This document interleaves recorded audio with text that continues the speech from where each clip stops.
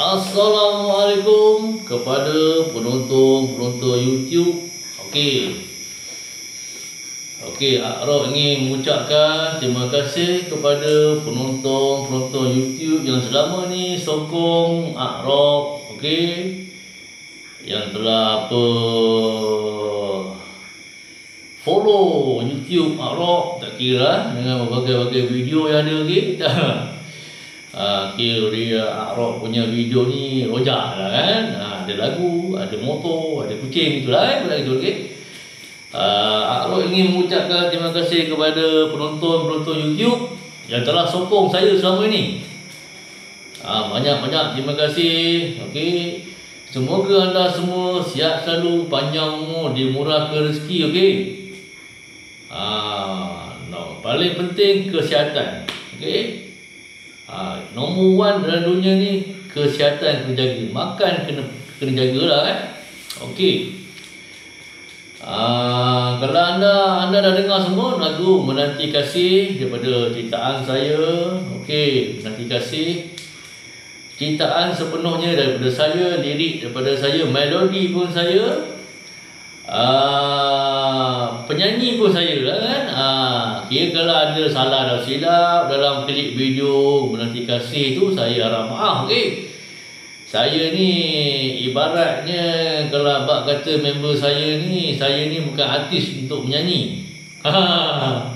Saya ni bukan artis kan. Ibarat abang kata member saya ni seniman. Seniman jalanan. Dia panggil saya seniman jalanan.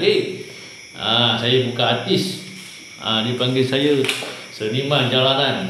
Yalah, saya terimalah, saya kira lah saya seniman jalanan ke. Memang pun saya seniman jalanan. Sebab saya ni pencipta lagu kan. Saya berkarya kan.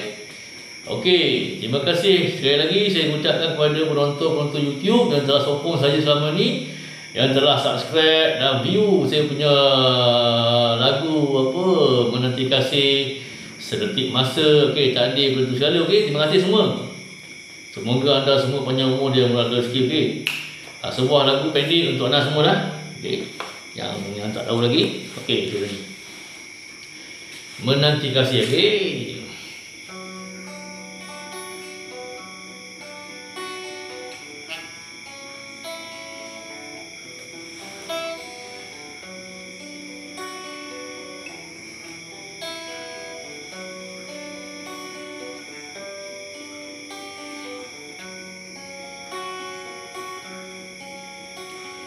Di malam sepi aku sendiri, bertemankan bulan bintang 1000.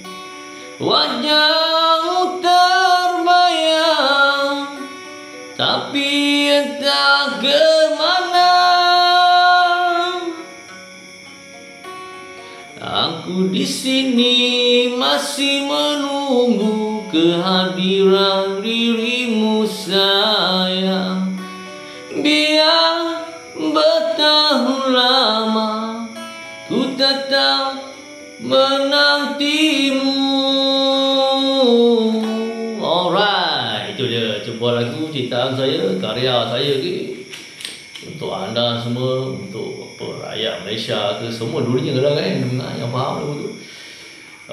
Tajuk dia Menanti Kasih. Kalau anda ingin dengar yang sepenuhnya lagu ni, anda boleh type di YouTube.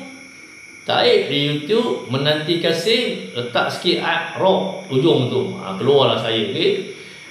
Itulah karya ciptaan saya yang saya mampu ceritakan untuk anda semua, untuk pendengar. Semoga anda terhibur. Terima kasih semua. Kita jumpa lagi. Assalamualaikum.